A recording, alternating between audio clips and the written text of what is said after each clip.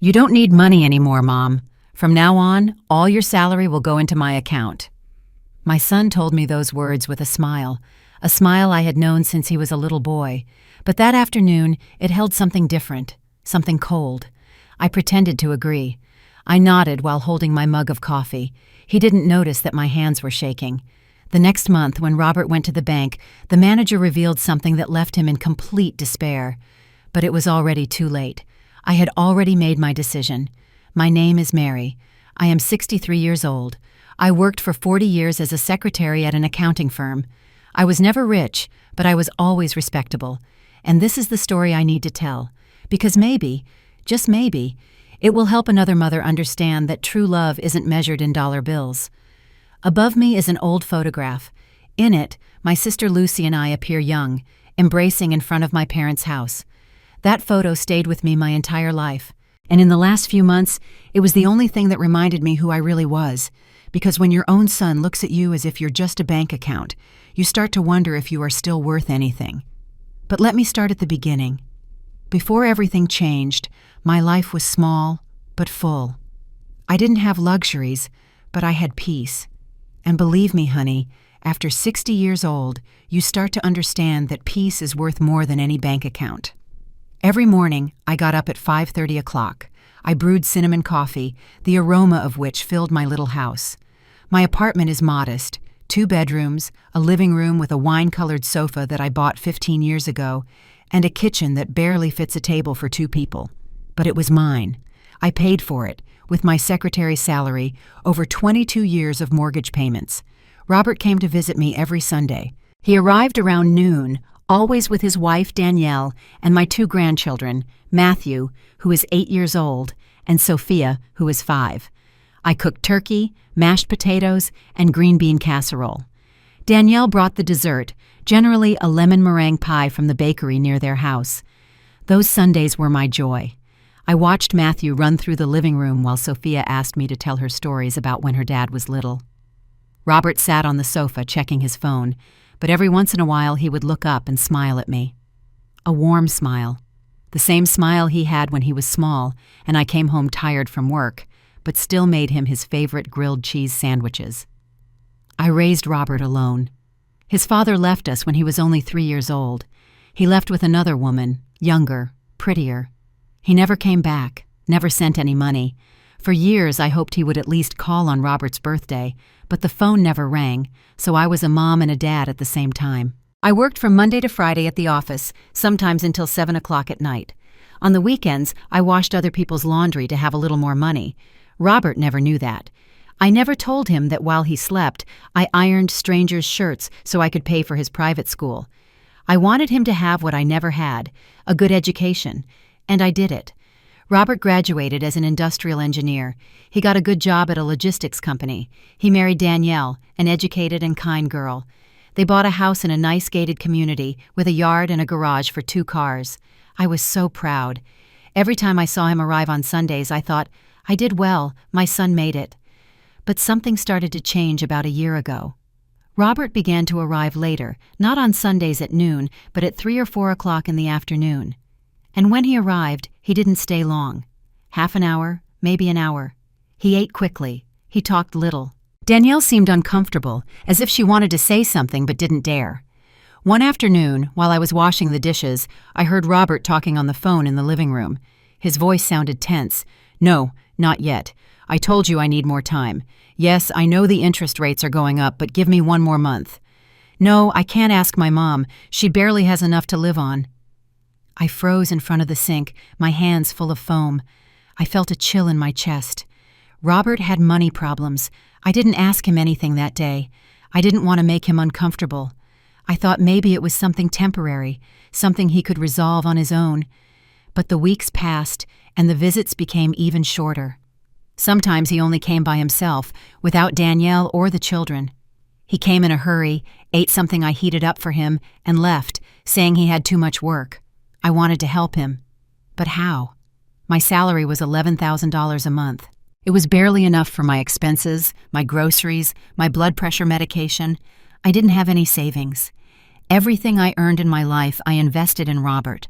his school, his books, his college, his wedding. I never regretted it. A son is everything, or at least that's what I believed.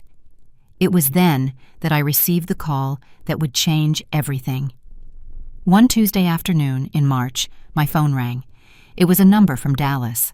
At first, I thought about not answering, but something in me told me I should. Mrs. Mary Smith? Yes, that's me. This is Attorney Charles from the legal firm of Anderson and Associates. I regret to inform you that your sister, Lucy Smith, passed away 3 days ago from a heart attack. Since you are her only direct relative, we need you to come to Dallas for the probate process. The phone fell from my hands. Lucy, my older sister, the one who appeared with me in that photograph on my dresser. We hadn't spoken in more than 20 years. A silly fight, one of those that start with a misunderstanding and end in a silence that lasts a lifetime. She married a businessman and moved to Dallas. I stayed in New York City, struggling alone with my son. I tried to look for her several times, but her husband always closed the door on me. "Lucy doesn't want anything to do with you," he would say. With time, I stopped trying. Pride is a very high wall, and now she was dead. I traveled to Dallas 2 days later. The attorney received me in his office, an elegant place with large windows and leather furniture. I felt out of place with my old purse and my simple dress. "Mrs. Smith," the attorney said as he opened a folder, "your sister had no children. Her husband passed away 5 years ago, and in her will, she made it very clear that you are the sole heir to all her assets." I was speechless. "How much?" I managed to ask. The attorney smiled kindly. $3,200,000, plus a property in downtown Dallas that is valued at approximately $2 million more. I couldn't breathe. $5 million. Lucy had forgiven me. Even in her silence, even across the distance, she had forgiven me. I cried in that office. I cried like I hadn't cried in years. For my sister. For the lost time. For all the words we never said to each other. The attorney explained that the process would take about 2 months, but the money would be transferred to my account once I signed all the documents. I returned to New York City with a heart full of mixed emotions. Sadness for Lucy, but also a new hope. With that money, I could help Robert. I could pay off his debts, whatever it was that was drowning him. I could secure the future of my grandchildren. That night, I took the photograph from my dresser. Lucy and I, young, embracing, smiling in front of our parents' house. "Thank you, little sister," I whispered. "I promise I'll use this well." But I didn't tell Robert anything yet. I wanted to wait until the money was in my account. I wanted to surprise him. I imagined his face of relief when I told him, "Son, don't worry about anything anymore. Mom is going to help you." I didn't know that Robert had other plans, ones that would break my heart in a way I never imagined. 3 weeks passed since I returned from Dallas. 3 weeks in which I didn't tell Robert anything about the inheritance. I wanted to wait for the perfect moment. I wanted everything to be ready. But something strange began to happen. Robert started visiting me more often. Not on Sundays, but during the week. He arrived without warning. Sometimes in the afternoon after his work, sometimes even in the morning before going to the office. At first, I was happy. I thought, it's good that my son wants to spend more time with me. But I soon noticed that something wasn't normal. He came with questions. "Mom, how are you doing with your expenses? Is your salary enough?" "Yes, son, it's enough." "Why do you ask?" "Oh, for no reason. I just worry about you." "You're getting old. Haven't you thought about retiring?" Old. That word hurt me more than he imagined. As if at 63 years old, I was no longer useful. "Not yet, Robert. I like working. It keeps me active." He remained silent, shaking his head as if he didn't agree. Another afternoon, he came with Danielle. She seemed nervous. She avoided looking me in the eyes. They sat in the living room while I prepared coffee for them. "Mom," Robert said in a voice that tried to sound casual, "you don't have any savings put away, do you?" The cup almost fell from my hands. "Savings? Son, you know that everything I earned in my life was for you. I don't have anything left." "Yeah, sure. Just asking." But his look said otherwise, as if he didn't believe me. Danielle coughed uncomfortably and changed the subject, asking me for a cooking recipe, but I felt something cold in my stomach. Why was Robert so interested in my financial situation? The following days were worse. One night, around 10 o'clock, there was a knock at my door. It was Robert. He was alone, without Danielle, without the children. He had a folder in his hands. "Is everything okay, son? Did something happen?" "Everything's fine, Mom.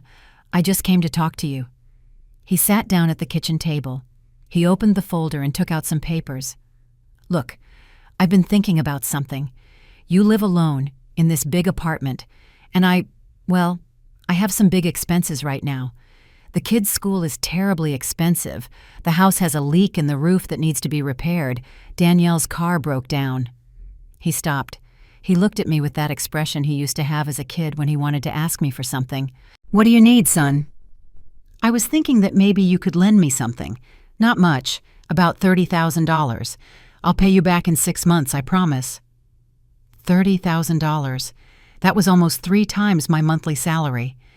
"Robert, son, I don't have that amount. You know I barely have enough to live on." His face changed. The warmth disappeared. For a second, I saw something in his eyes that I had never seen before. Frustration. Anger. "Are you sure, Mom? Because I know you've always been good at saving money. Maybe you have something saved that you haven't told me about." "Robert, I'm telling you the truth." He looked at me in silence. Then he put the papers back in the folder and stood up. "It's fine. Don't worry." But his voice was cold, distant. He left without saying goodbye, without giving me a kiss on the forehead as he always did. I stayed sitting in the kitchen for a long time, feeling a weight in my chest that I couldn't explain. Something had changed in my son, and I didn't know what it was. 2 days later, I received the call from Attorney Charles. "Mrs. Smith, the probate process is complete. The money will be transferred to your bank account next Monday. It's $3,200,000. I hung up the phone with trembling hands. Monday. In 4 days, I would have $5 million in my account, counting the sale of the property that the attorney was already managing. And in that moment, I made a decision. I would tell Robert on Tuesday, after the money was safe in my account. I would tell him about Lucy, about the inheritance, and I would give him what he needed to get out of his problems. Because that's what mothers do. We give everything, even the last thing we have. But on Sunday, before the money arrived, Robert appeared at my door. This time, he wasn't alone. He brought Danielle, and they both had a serious expression. "Mom, we need to talk," Robert said as he entered without waiting for my invitation. They sat on the sofa. I remained standing in the living room, a dishcloth still in my hands. "What's wrong?" Robert took a deep breath. "Mom, Danielle and I have been talking, and we think that it's time for you to retire." "Retire? But I still—" "Listen to me," he interrupted. His voice was firm, almost authoritarian. "You've worked enough. 40 years, Mom. You've done your part. And now we want to take care of you." It sounded nice, but there was something in his tone that made me nervous. "I don't understand, son. Take care of me how?" Danielle looked at me with a smile that didn't reach her eyes. "What Robert means is that you no longer need to worry about anything. We are going to take care of you, your expenses, your food, everything. But I can take care of myself." Robert shook his head.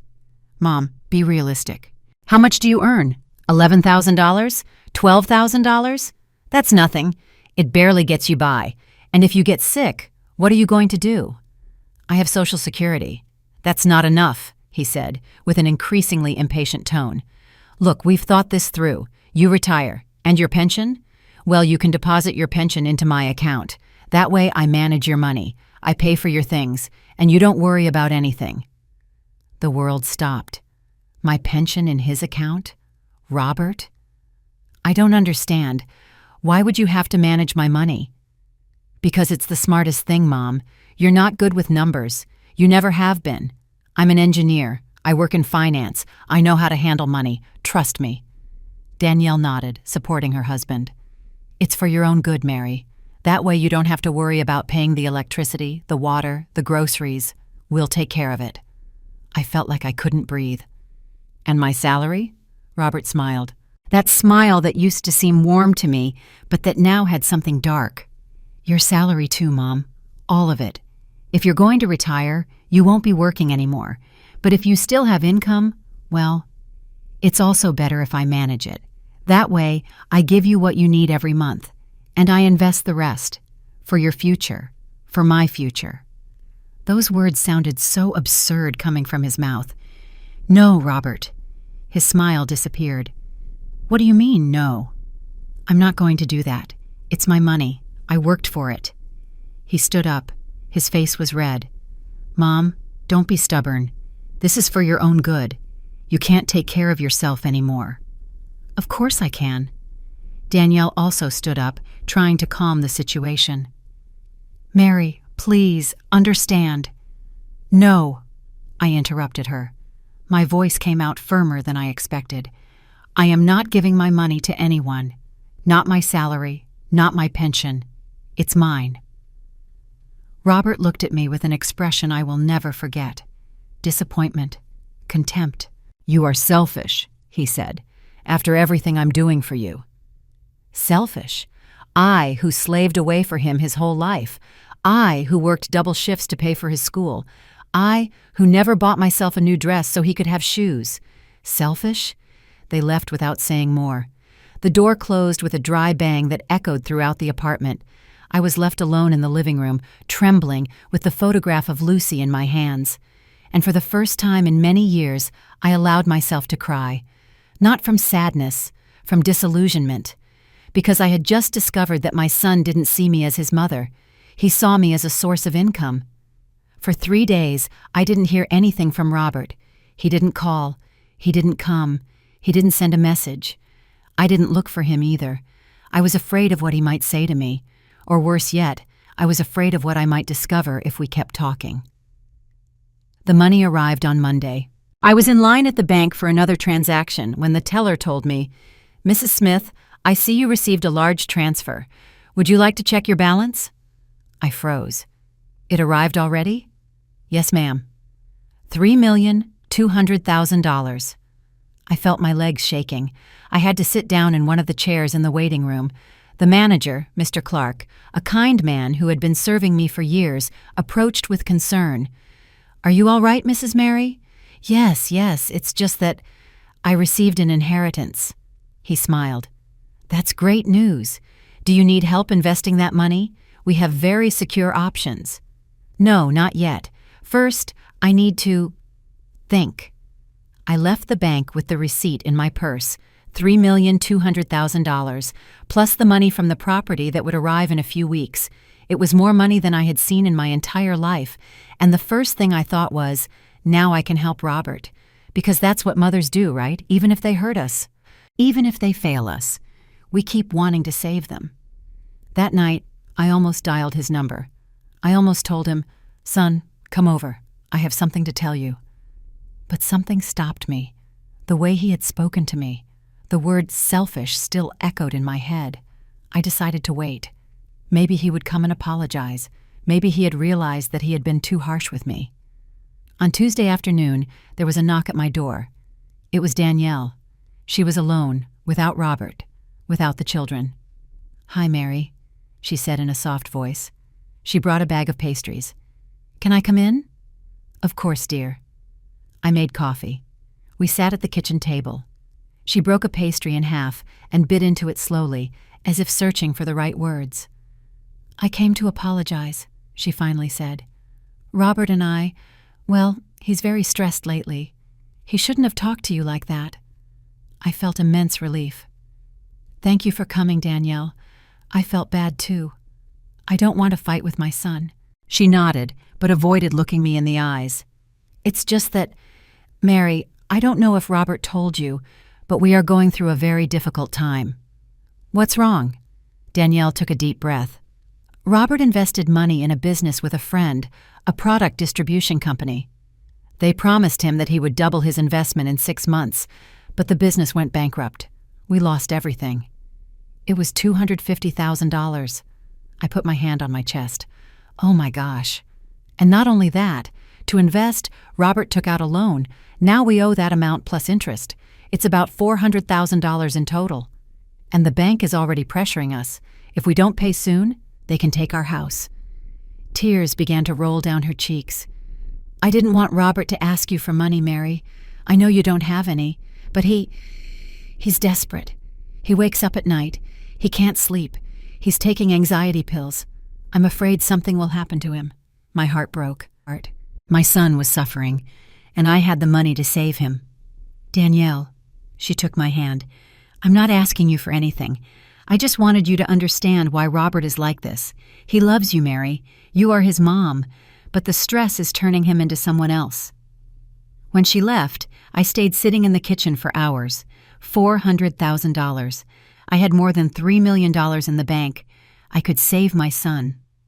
That night, I didn't sleep. I kept turning everything over in my head. Why hadn't I told him about the inheritance? Why was I keeping the secret? Maybe Robert was right. Maybe I was selfish. On Wednesday afternoon, Robert came to my house. He brought flowers, a bouquet of daisies, my favorites.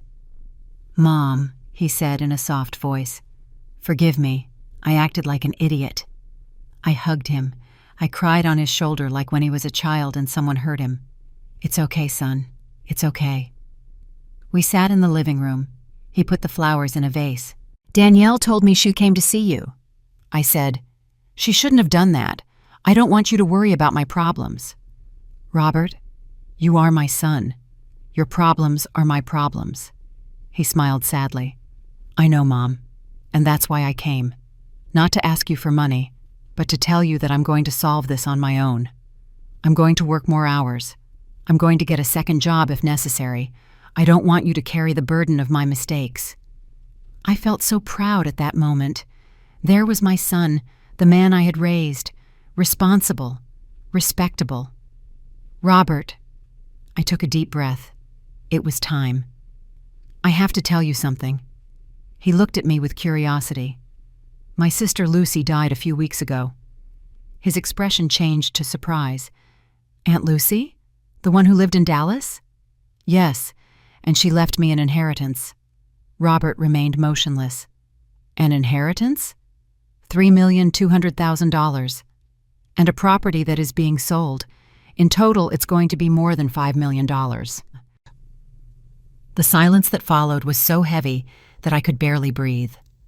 Robert looked at me as if he couldn't process what he had just heard. $5 million? Yes, son. And when? When did that money arrive? Monday, 2 days ago. Something changed in his face. I don't know how to describe it. It was as if a mask fell. 2 days ago, he repeated slowly. And you didn't tell me anything. I was going to tell you, Robert. I was waiting for the moment. The moment. He stood up. His voice rose in pitch. I came here a week ago asking you for help. Danielle came yesterday to tell you that we are about to lose our house, and you already had $5 million in the bank? Robert, please. Do you know what I've been going through, Mom? Do you know how many nights I haven't been able to sleep? How many times I've thought about it being better not to be here?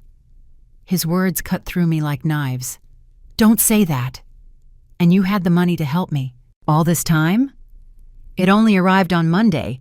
It's not like I've been saving it for years.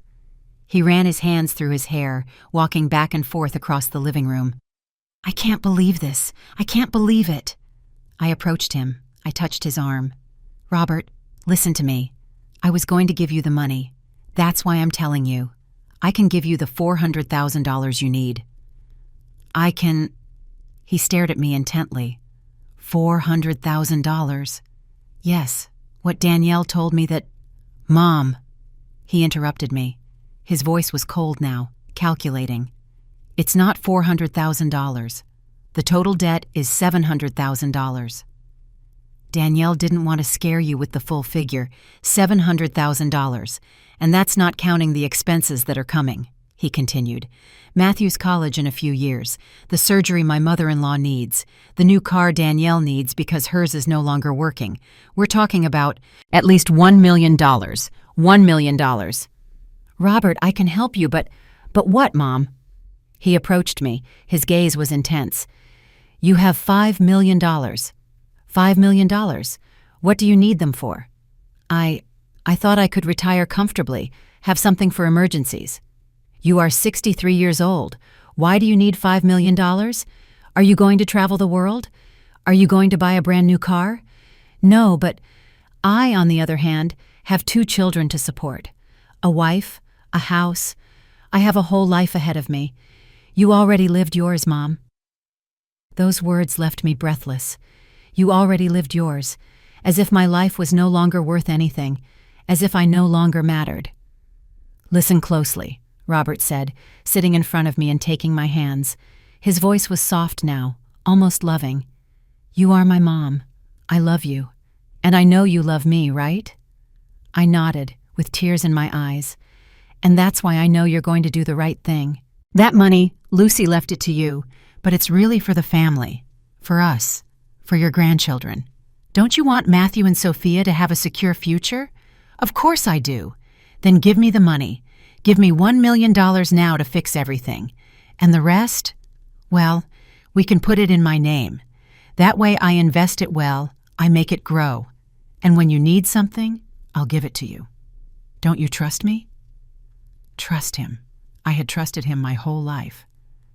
Robert, that money is mine. His expression hardened. Mom, don't be ridiculous. What are you going to do with $5 million? Some swindler is surely going to convince you to invest in something fake, and you'll lose everything. Or worse, you'll be mugged. Do you know how many cases there are of older people who end up being scammed? Older people. That phrase again. I am not dumb, Robert. I'm not saying you're dumb. I'm saying I know more about money than you do. I'm an industrial engineer. I work in finance. I know how to make that money grow. In 5 years, I can double it. Can you do that? No, I couldn't. Give me a week, I told him. Let me think about it.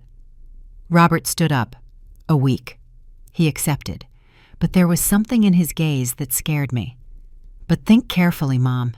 Because if you decide to keep that money while your grandchildren lose their house, how do you think they'll remember you? He left without saying goodbye. I was left alone in the living room with the daisies in the vase, and for the first time in my life, I felt that my own son was manipulating me. But I didn't want to believe it. I couldn't believe it. That night, I opened the drawer of my dresser and took out the photograph of Lucy and me. What should I do, little sister? I whispered to her. What should I do? But Lucy couldn't answer me, and I was more alone than ever. Sometimes we trust too much in those we shouldn't. Have you also been disappointed by someone you loved? Tell me your story in the comments. I want to read them. The following days were torture. Robert called me every night, not to ask how I was, not to talk about the children or his life, just to remind me that time was running out. Mom, it's been 3 days. Have you thought about it yet? Robert, I need more time. The bank won't give me more time. Every day that passes, the interest goes up. We're already at $720,000. And he hung up. Danielle also sent me messages, photos of Matthew and Sophia with sad little faces. The children miss their grandma. When are you coming to see us? It was manipulation. I knew it. But it still hurt. On Friday, I decided to go for a walk. I needed to clear my mind. I went to the park near my house, the one where I used to take Robert when he was a child. I sat on a bench under a jacaranda tree, and there, without looking for it, I overheard a conversation that would change everything. 2 women were sitting on the bench next to me. One of them was crying. I told you, Laura, the other one was saying, your son just wants your money. It started like that with me. First it was small loans, then it was, Mom, put the house in my name so they don't take it if you get sick. And now he doesn't even answer my calls. But he's my son, Patty. He's my only son. And that's why he's using you. Because he knows you would give him everything. That's how some children are now. They have no shame. I froze on my bench, pretending to read a book I had in my hands. Patty continued, I worked my whole life. My husband died and left me insurance, $100,000. It wasn't much, but it was mine. My son convinced me to give it to him to invest. That was 2 years ago. I never saw a single dollar back. And what did you do? What could I do? He's my son. But I learned my lesson. Now I live in a room that my sister rents to me, and my son lives in a 3-story house with a pool. Laura sobbed louder. I don't want to end up like that, but I also don't want to lose my son. You already lost him, dear. The son you raised no longer exists. That man who asks you for money is a different person. I got up from the bench and walked away quickly, my heart pounding in my chest. Was that what was happening to me? Did the Robert I knew no longer exist? That night, I couldn't sleep. At 2 o'clock in the morning, I turned on my old computer. I didn't know much about the internet, but I knew how to search on Google. I typed in, "Adult son manipulates elderly mother for money." Hundreds of results appeared, thousands of stories like mine. Older women who had given everything to their children, and the children, instead of caring for them, had left them with nothing. I read for hours. Testimonials, warnings, legal advice. Never put your assets in your children's names. Don't mix love with money. If your son only looks for you when he needs something, it's not love. It's self-interest. I closed the computer with tears in my eyes. On Saturday morning, Robert arrived without warning. He brought a folder. Again. Mom, it's Saturday already. There's only 1 day left. Robert, Look, I made everything easier for you. He opened the folder and took out some documents. Everything is here. I just need you to sign. It's a transfer of $2 million to my account. $1 million to pay off the debts, and the other to invest and make it grow. The rest stays in your account. $2 million. Not 1 million, 2 million. Robert, we had said 1 million. Mom, think. With $1 million, I barely cover the debts. But if you give me $2 million, I can invest the second $1 million in a secure business. In a year, I'll return it to you doubled. You win, I win. What business? A friend has a distribution company for, like the one that went bankrupt and left you in debt? He fell silent. His jaw clenched. That one was different. This one is safe. My friend David has been in this for 3 years and he's doing very well. I don't want you to invest my money, Robert. It's not your money, he exploded. It's Lucy's money. Money she earned because she married a rich man. You didn't do anything to earn it. His words were like slaps. How dare you? It's the truth, Mom. You were a secretary your whole life, $11,000 a month. Lucy married well and now you turn out to be a millionaire. It's not fair. I am your son. I am the one who should inherit that money. Lucy left it to me because she had no one else. But you do have someone. You have me and your grandchildren. I stood up, trembling. Get out of my house. What? Get out. Now. Robert looked at me with a mixture of fury and disbelief. Are you kicking me out? I need you to leave. He grabbed the folder furiously and headed for the door. Before leaving, he turned around. You have until tomorrow, Mom. Tomorrow is the bank's deadline. If you don't give me the money, I don't know what's going to happen to my family, and that will be your fault. The door slammed shut. I let myself fall onto the sofa, trembling. How had I ended up here? How had the boy I rocked in my arms turned into this man? I grabbed my phone. I dialed the number of my cousin Stella, the only family I had left besides Robert. She lived in Boston. We talked little, maybe once every 2 months. Mary? What a surprise! How are you? And then I broke down. I told her everything, between sobs, the inheritance, Robert, the demands, the threats. Stella listened in silence. When I finished, she sighed deeply. Cousin, I have to tell you something. What? About 3 months ago, Robert called me. My blood ran cold. Robert called you? Yes. He asked me if I knew whether you had any savings put away. I told him I didn't know, that you and I barely talked. Then he asked me if I knew anything about Aunt Lucy, if it was true that she was rich. And what did you tell him? I told him I had heard that Lucy lived well, but that I didn't know details. Why are you asking? I felt my whole body grow cold. Stella. Lucy died in March, and Robert started pressuring me for money since March. There was a long silence on the other end of the line. Mary, do you think he already knew? I don't know. But in the bottom of my heart, I did know. Robert knew about the inheritance before I told him. That's why he had started visiting me more often. That's why he asked about my finances. That's why he insisted on getting my salary. He had been waiting for that money. "Cousin," Stella said in a soft voice, "promise me you won't sign anything. Please." "I don't know, Stella.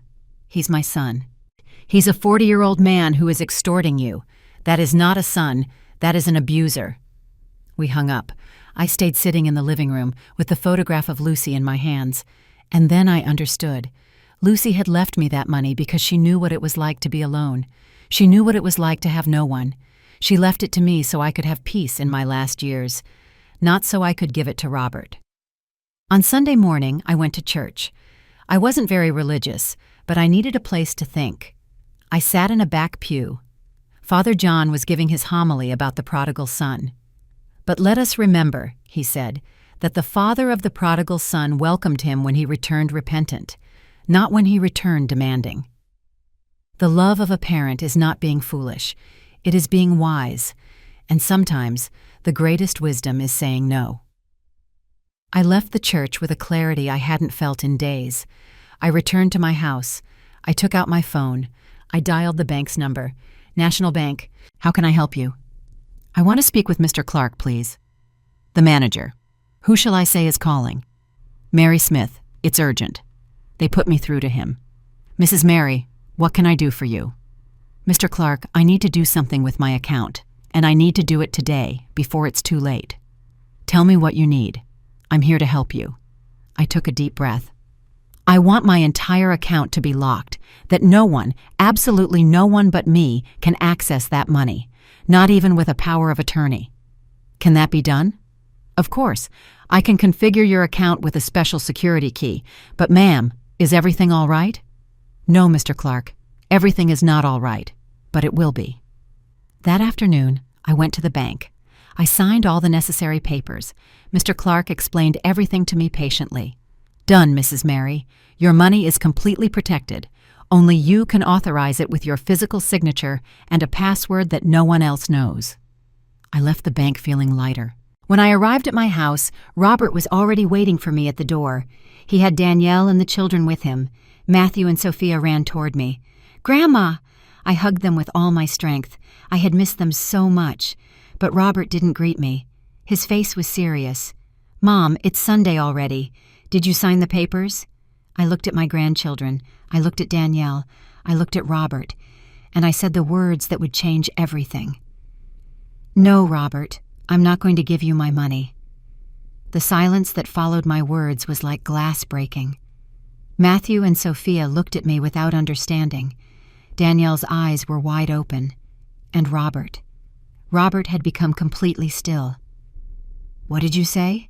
he asked in a low, dangerously low voice. I said, "No, Robert. I am not going to give you my money." Danielle quickly bent down. "Kids, go play in the yard. Now." "But Mom, now." Matthew and Sophia ran out to the backyard. Danielle closed the glass door leading out there. Robert took a step toward me. His face was red. "Do you know what you just did?" "Yes, I made a decision about my money." "It's not just your money. It's your grandchildren's future. It's my house. It's everything I have." "No, Robert, it's everything I have. I worked 40 years. "You didn't work for that money," he shouted. "Lucy earned it. You just got lucky." "Lucy left it to me. Because she was a bitter old woman who never had children. If she had had children, she never would have left you anything." His words cut through me like knives, but this time, I didn't cry. This time, something inside me hardened. "Get out of my house, Robert." "I'm not leaving until you sign those papers." "Then I'm going to call the police." Danielle intervened. "Robert, please, calm down." "You shut up," he yelled at his wife. Danielle backed away, scared. It was the first time I had seen him treat her like that. Robert turned to me again. "You know what, Mom? I always knew you were selfish. My whole life you told me. Son, I sacrificed myself for you. I worked for you. I gave up everything for you. As if I had asked you to give birth to me. As if I owed you something." "Robert, no. Now it's my turn to talk." He paced back and forth like a caged animal. "My entire childhood was listening to your complaints. Oh, I'm so tired. Oh, I have to work so much. And you know what? all parents work. You are not special. I gave you everything I could. You gave me the bare minimum. Do you want me to applaud you for doing what a mother is supposed to do?" Every word was a blow. "I never asked you for a medal," I said with a trembling voice. "I only asked for a little love, a little respect." Robert laughed, a bitter, cruel laugh. "Respect? You want me to respect you? Respect yourself first. Look how you live, in this old apartment with secondhand furniture, wearing the same clothes for 10 years. You're pathetic." "Robert," Danielle tried to stop him, "it's the truth." And now that she finally has the opportunity to help her own family, what does she do? She clings to the money like a miser. "I am not a miser. I just want—" "You want what? To travel? To go on a cruise? To buy expensive clothes? You are 63 years old, Mom. Your life is already over. What do you need $5 million for?" "To live with dignity," I replied. My voice came out firmer than I expected. "To not have to depend on anyone, not even you." "Depend. Ah." Robert nodded slowly. "I get it now. You don't trust me. I don't trust what you've become." "And what have I become, Mom? A man with responsibilities? Someone who needs money to take care of his family? Forgive me for not being perfect like you." "I never said I was perfect. But you think it. You've always thought it. Poor me. I sacrificed so much. But you know what?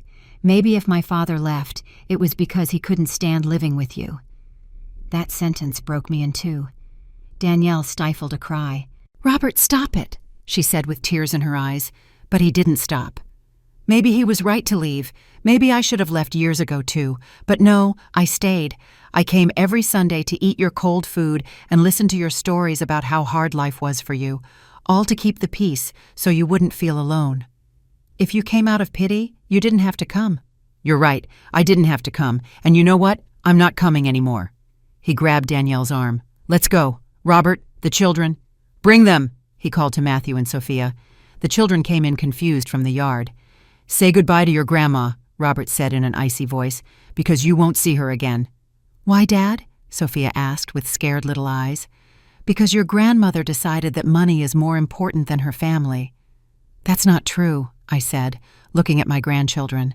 The tears finally started to fall. "I love you. I love you more than anything in the world." "But not enough to help us," Robert said. He took his children's hands and headed out the door. Danielle stayed for a moment. She looked at me with something that looked like sadness, or maybe guilt. "I'm sorry, Mary," she whispered. "I didn't want it to come to this." And she left. The door closed. I was left alone in my living room, alone with the silence, alone with my pain. I collapsed onto the sofa and cried. I cried like I hadn't cried since I was 20 years old, and Robert's father left me. I cried for my son, for the person he was, for the person he no longer was. I cried for myself, for all those years of sacrifice that he had just thrown away with his words. I don't know how much time passed, maybe an hour, maybe 2.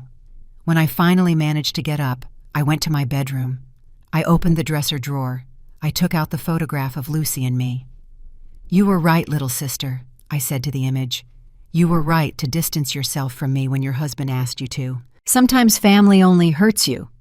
But then I noticed something I had never seen. Behind the photograph, something was written in Lucy's handwriting. I turned the photo over. In blue ink, almost erased by time, it read, "Mary, if you are reading this, it is because I am no longer here. Forgive me for all the lost years. I wanted to look for you so many times, but pride always stopped me. This money is for you, only for you. Do not share it with anyone who does not value you. Live, sister. Live the life I couldn't live. With love, Lucy." My hands trembled. Lucy knew. She knew someone might pressure me. She knew I was weak when it came to family. And that's why she left me that message. Do not share it with anyone who does not value you.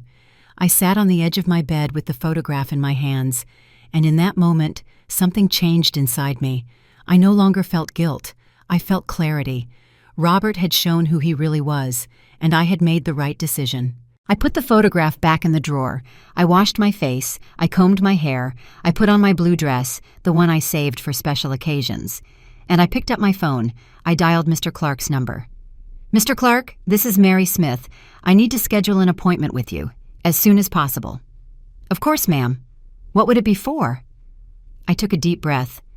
"I want to make a donation, a very large donation." There was a pause. "A donation?" "Yes. I want to donate $2 million to a foundation that helps older women in vulnerable situations. Women who, like me, worked their entire lives and deserve to end their days with dignity." "Mrs. Mary, are you sure?" "More sure than I have ever been in my life. When do you want to do this?" "Tomorrow morning, first thing. I'll be there." I hung up, and for the first time in weeks, I smiled. Robert thought he had won. He thought he had broken me. But what he didn't know was that he had just set me free. If he wanted to see me as a selfish woman who preferred money over her family, then that's what I would be. But I knew the truth. I wasn't choosing money. I was choosing myself, and I was choosing to honor my sister's memory in the right way. That night, I slept better than I had in months, because I had finally understood something I should have understood a long time ago. Loving your son doesn't mean letting yourself be destroyed by him. As I tell all this, I think about where you will be listening to me. Write the name of your city in the comments. I'd like to know that I'm not alone in this. On Monday morning, I arrived at the bank at 9 o'clock sharp. Mr. Clark was waiting for me in his office. He offered me coffee, but I told him no. I wanted to do this quickly before I could regret it. "Mrs. Mary," he said as he opened a folder, "I want to make sure you understand what you are about to do. You are going to donate $2 million. That is a very large sum of money."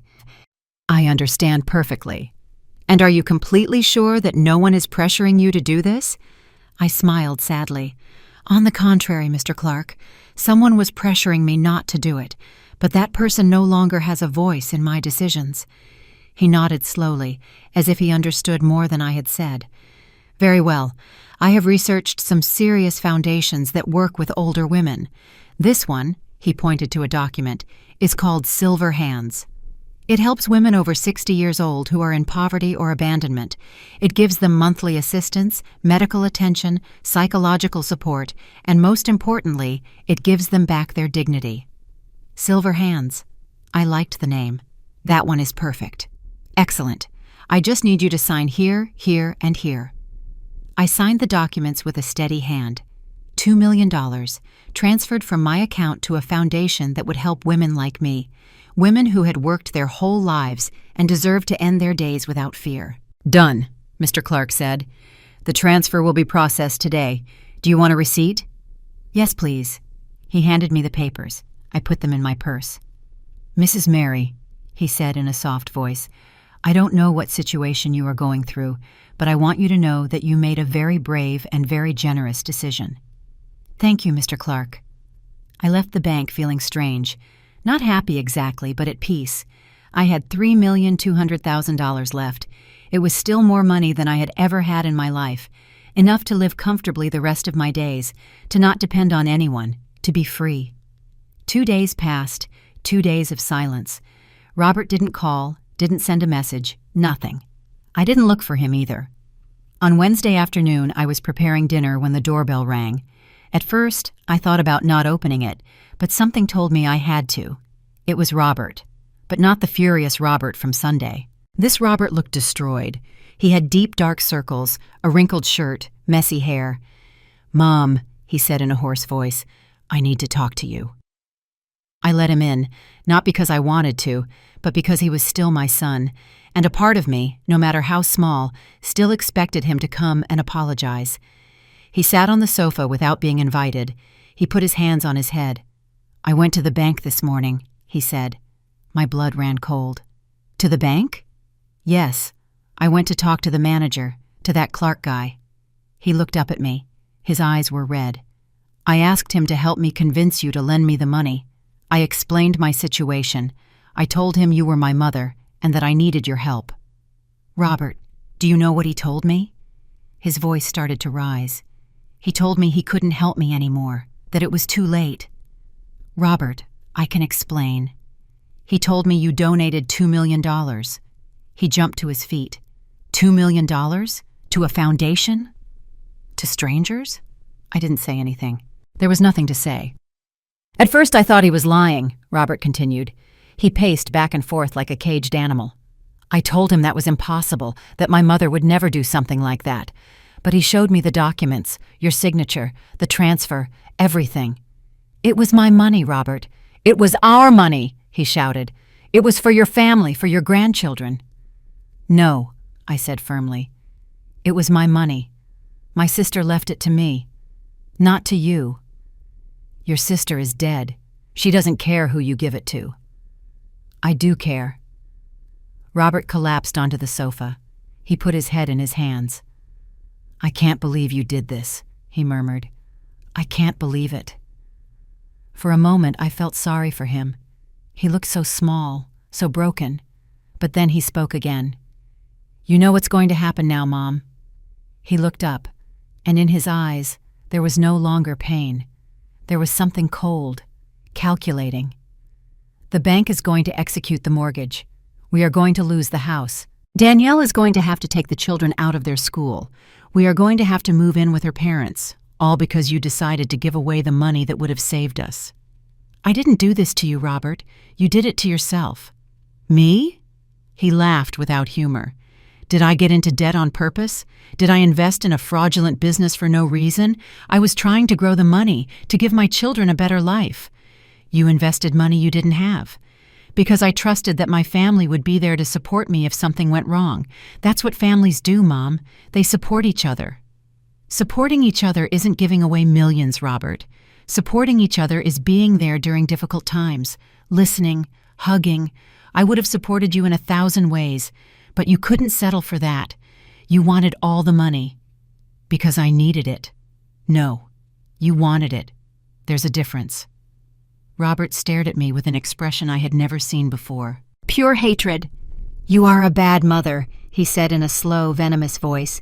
A bad person. My whole life you told me you loved me. But now I see that was a lie. You only loved yourself. That's not true. If you really loved me, you would have helped me. But you chose a bunch of unknown old women over your own son. I chose to help women who truly need it. Women who were abandoned by their families. Women like me. You haven't been abandoned. I came every Sunday. I called you. I visited you. You came out of obligation. And now, not even that. Robert got up from the sofa. You're right. I'm not coming anymore. In fact, I want you to know something. He walked up to me until we were face to face. When Danielle and I move in with her parents, I'm going to forbid Matthew and Sophia from seeing you. I don't want my children growing up thinking it's normal for a grandmother to be so selfish. I felt as if I had been punched in the stomach. You can't do that. I can and I will. And they are my children. I decide who they spend time with. Robert, please. Please what? Now you beg me? Where were your pleas when you signed those papers at the bank? Robert, you disgust me, Mom. Really. He walked toward the door. I followed him. Robert, wait. He stopped in the doorway without turning around. What? I still have $3 million. I can give you something. Not everything, but... He turned around slowly, and he smiled. But it wasn't a smile of relief. It was a smile of triumph. Ah, now you want to give. Now that you've seen that I'm really going to take your grandchildren away from you. It's not that. Yes, it is, Mom. And you know what? It's too late. If you had accepted from the beginning, everything would have been different. But you chose to be stubborn. How much do you need? I asked desperately. Tell me how much and I'll give it to you. How much? All of it. I want the remaining $3 million. Robert, that's impossible. Then I'm not interested. Either you give me everything or you give me nothing. It's that simple. That money is for my old age, for when I can no longer work. You should have thought about that before giving away $2 million.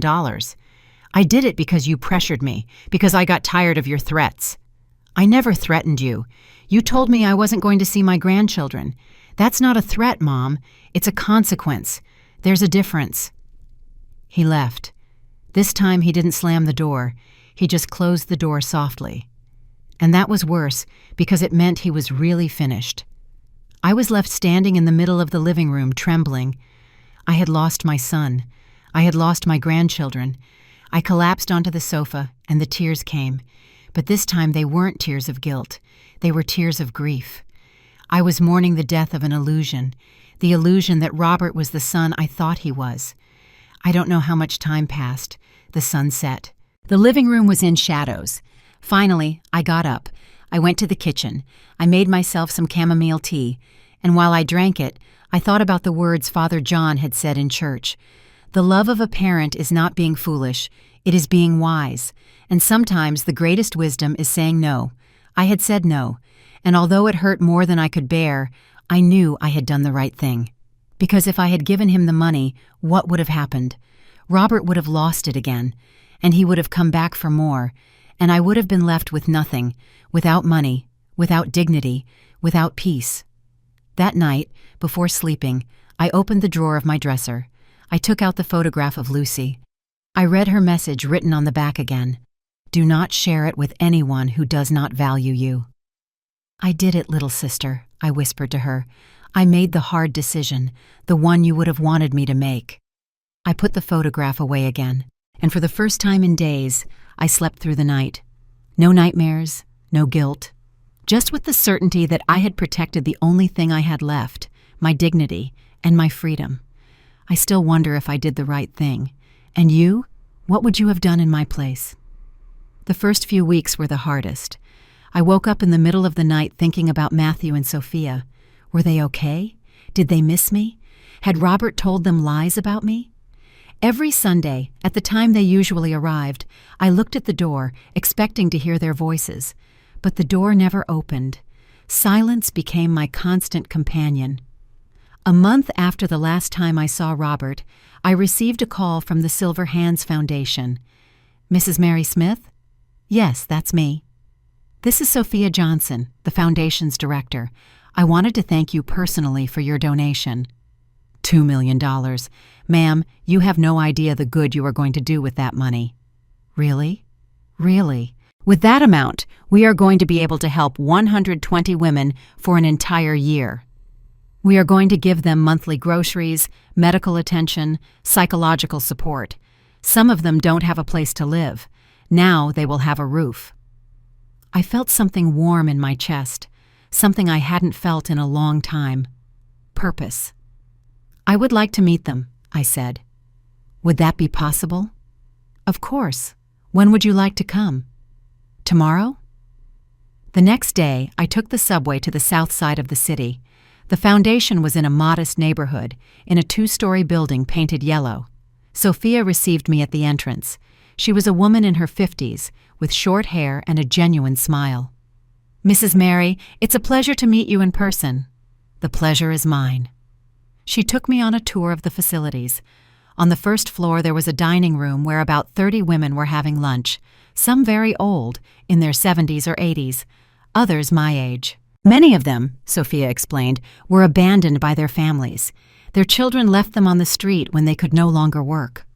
Or worse, they took their homes, their pensions, everything. I stopped in front of a thin woman with white hair who was eating alone at a corner table. Can I sit down? I asked her. She looked up, surprised. Of course, dear. I sat across from her. Sophia left us alone. What's your name? Laura, but everyone calls me Patty. Patty, the same name as the woman I had overheard in the park weeks earlier. May I ask what brought you here, Mrs. Patty? She smiled sadly. The same story as all of us here, I suppose. My son asked me for money. I gave him everything I had.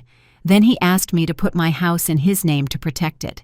And a month later, he told me that he was going to move in to live there with his family and that I could stay in the servants' quarters. A knot formed in my throat. And what did you do? I left. I preferred to live on the street than to live as a servant in my own house. She took a sip of her coffee. I slept in shelters for 2 months until I found this place. And here, even though I have nothing, I have more than I had with my son. I have peace. That word again. Peace. Don't you miss your son? I asked. I miss the son I thought he was, but that son never existed. He was just an illusion I had created for myself. She looked me directly in the eyes. You also have a son who took everything from you, don't you?" "How did you know?" "Because all of us who arrive here have the same look, the look of someone who loved the wrong person too much."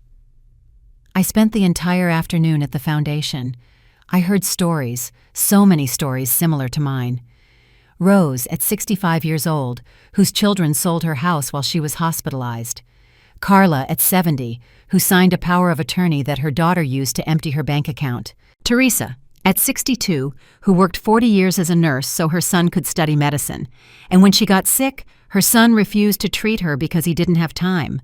All of them had given everything, and all of them had lost everything, except their dignity.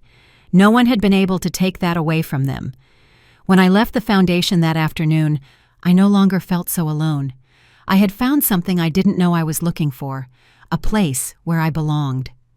The following week, I returned to the foundation. This time I brought food I had cooked, chicken and rice, beans, homemade tortillas. Sophia greeted me with surprise. "Mrs. Mary, you didn't have to do this." "I wanted to. Besides, I cook for one and I always have leftovers." That was the first time. Then I went back the next week, and the week after that. Soon, I became an official volunteer. I went 3 times a week. I helped in the kitchen. I listened to the women. Sometimes I just sat with them to have coffee and talk. And something strange began to happen. I, who had lost my family, found a new family. Patty became my best friend. We sat together every time I visited. She told me stories about her life before everything fell apart. She had been a primary school teacher, a widow since her 50s.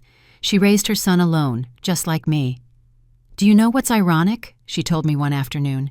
"My son now lives in my house, but I found out from a neighbor that he's alone. His wife left him, she took the children, and he's there, in that big house, completely alone." "And how do you feel knowing that?" "Before, I would have felt sorry. I would have run to help him. But now I just feel indifference. He is no longer my problem."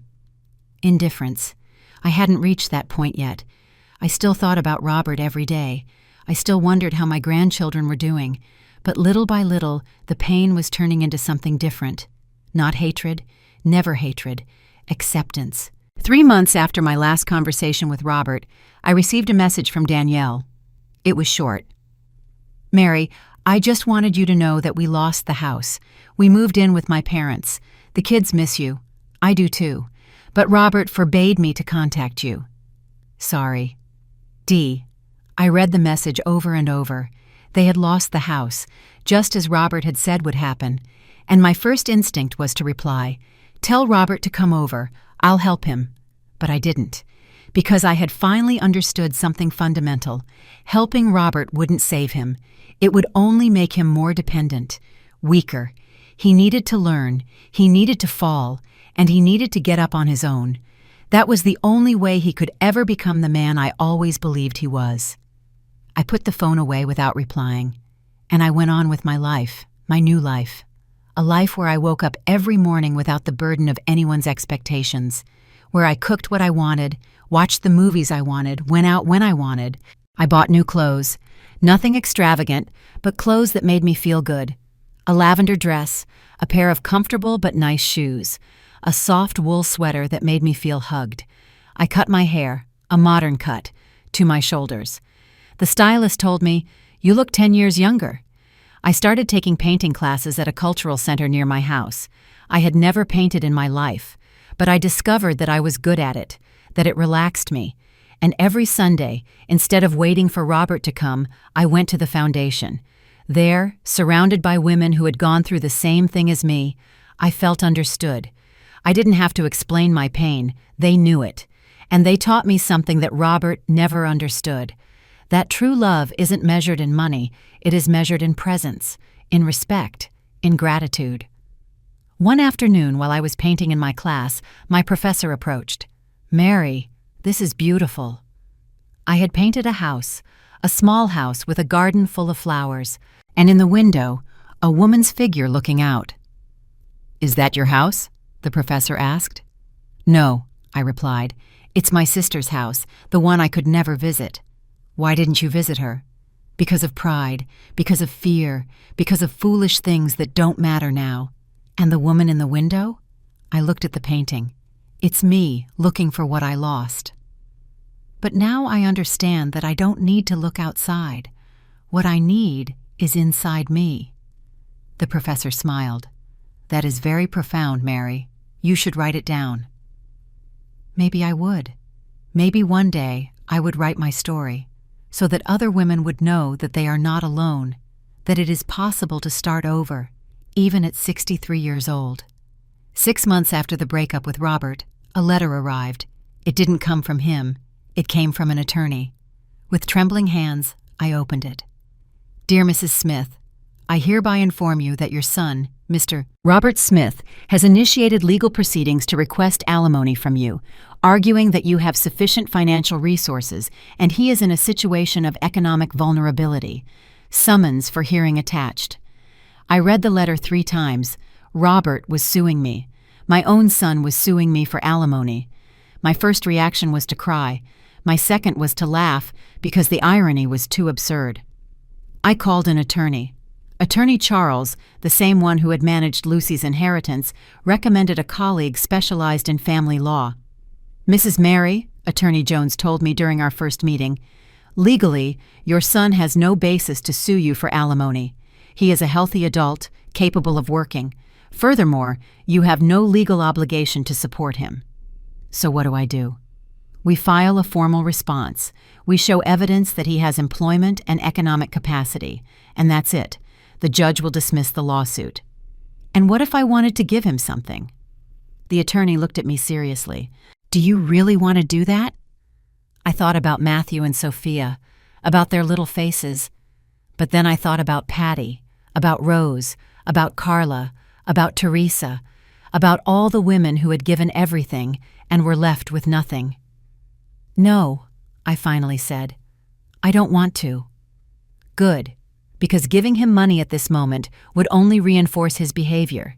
He needs to learn that he cannot manipulate people, especially his mother. The hearing was 3 weeks later. I arrived at the courthouse with Attorney Jones. Robert was there with his attorney. He looked bad, thinner, grayer, tired. When our eyes met, I expected to see anger, but I only saw shame. The judge heard both sides. Robert's attorney presented his case. My son was unemployed. Lie. He had lost his house. Truth. He needed urgent support. Debatable. Attorney Jones presented our defense. Robert was 42 years old, had a college degree, was in productive age, and there was no legal basis for his demand. The judge took exactly 10 minutes to decide. Lawsuit dismissed for being without merit. The plaintiff must pay court costs. Next case. Robert remained paralyzed in his chair. I left the courthouse without looking back. That night, in my bed, I hugged the photograph of Lucy. I did it, little sister, I whispered to her. I defended myself. I protected myself. As you would have wanted. And for the first time since everything began, I felt like I was on the right side, not the easy side, the right side. Because loving your son doesn't mean letting him destroy you. It means loving yourself enough to say, enough, and trusting that life, time, karma, whatever you want to call it, will take care of the rest. I had already done my part. Now, all I had left was to live. Live the life that Lucy had given me, with peace, with dignity, with freedom. A year passed, a year in which I did not hear anything from Robert again, in which I got used to the silence, and in which, for the first time in decades, I was completely happy. Until one Tuesday in October, I saw Danielle at the supermarket. She was alone, pushing an almost empty cart. She looked thinner, duller. When our eyes met, she stopped dead in her tracks. Mary. Danielle. Neither of us knew what to say. Finally, she lowered her gaze. How are you? Fine, I replied, and it was true. And you? Surviving. There was an awkward silence. The children? I asked. Fine, older. Matthew is 9 now. Sophia is 6. It's been a while. Yes. Danielle took a deep breath, as if gathering courage. Mary, I need to tell you something. Do you have a minute? Yes, I do. Her eyes filled with tears. Robert and I separated 3 months ago. My breath caught. What? After losing the house, everything got worse. Robert started drinking. He lost his job for constantly being late. He got another one, but was fired from that too. Then another, and another. She wiped her tears with the back of her hand. Every time he was fired, it was someone else's fault. The boss, the co-workers, the economy. Yours. He said that if you had given him the money, none of this would have happened, that you had condemned him to failure. He told anyone who would listen, my parents, his friends, the children. My heart ached. The children? He told them their grandma was mean, that she had a lot of money and didn't want to help us. Matthew started having nightmares. Sophia asked why Grandma didn't love them. It was horrible. Danielle, No, let me finish. She dried her tears. One day, about 6 months ago, Robert came home drunk. He started yelling at me, blaming me too. He said I should have convinced the old lady better to give him the money, that it was all my fault too. She paused, and when Matthew tried to defend me, Robert pushed him. My eyes filled with tears. He hit Matthew? No, he just pushed him, but it was enough. That night, I packed what I could and left with the children for my sister's house. I filed for divorce the following week. I am so sorry, Danielle. You don't have to be. You were right. You always were. Robert was sick, not with something physical, with something of the soul, with greed, with resentment. And I was foolish not to see it sooner. Where is he now? With a friend. Or at least that's what I was told. I don't know. I barely see him anymore. Only when he comes for the children every 2 weeks. But lately, not even that. Danielle looked at her almost empty cart. The support he gives me barely covers the basics. I work at a call center. My parents help with the children. It's not easy, but it's better than living in that hell. Are the children okay? They're in therapy. Matthew is angry at the world. Sophia is afraid of everything. But little by little, they are healing. She looked me directly in the eyes. They miss you, Mary. They talk about you. Your meals. Your stories. A lump formed in my throat. Can I see them? I would love to. But legally, until the divorce is finalized, Robert still has a say. And if he finds out that I let you see them, he can use that against me. I understand. But when everything is over, I promise I'll bring them to you. They need their grandma, the real one, not the lies Robert told them. We said goodbye with a hug. And as I watched her leave, I felt something I didn't expect to feel. Not satisfaction at Robert's downfall, but sadness. Sadness for the man he had become, for the family he had destroyed with his own hands. 2 weeks later, I was at the foundation helping prepare dinner when Patty approached. Mary, there's someone outside asking for you. For me? Yes, a man. He looks bad. I went out to the front yard, and there was Robert, but not the Robert I knew. This was a broken man, gaunt, with dirty clothes, an unkempt beard, sunken eyes. Mom, he said in a hoarse voice. I stood paralyzed. What are you doing here? I looked for you at your house. Your neighbor told me you might be here. He looked at the foundation building. This is where you donated my money, right? Robert, you once called me crazy, he said in a broken voice. Do you remember? When I insisted that you give me the money, you told me I was crazy. He laughed without humor. Maybe you were right. I lost everything, Mom. My house, my job, my wife, my children. Tears began to roll down his dirty cheeks. And the worst thing is that I know it was my fault. Everything was my fault.